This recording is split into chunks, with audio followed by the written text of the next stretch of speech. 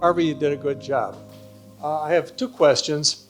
I was disturbed to hear that at fourth grade there are so many children that are not reading up to their level. One question is, has television replaced the book for preschoolers and early education?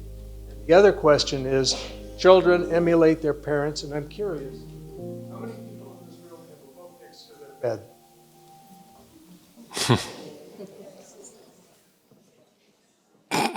It's a bunch of readers here. You got educators, you know? I mean, all right.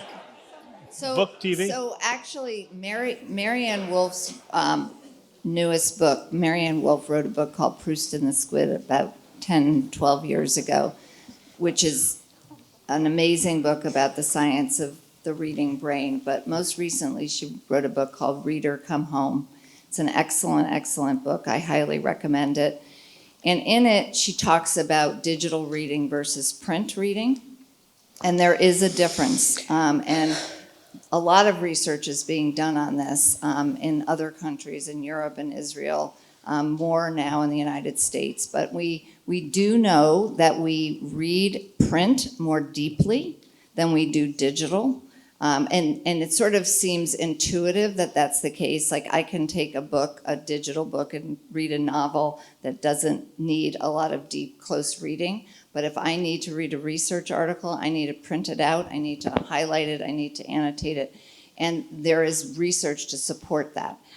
She's also talking about reading print with young children and how important that is as well. And so we cannot abandon the print at this point. That really is important for young children to understand how print works, turning the page, pointing to words, helping children understand how print works. That still is extremely important. Having said that, we can't ignore that digital literacy is there. So she talks about the biliterate brain and how we have to think about teaching children to read print one way and to read digital text another way, and what the implications are for that. So Marianne Wolf, she's an amazing researcher. Reader Come Home is an excellent book, and she also has a website that you can learn more about.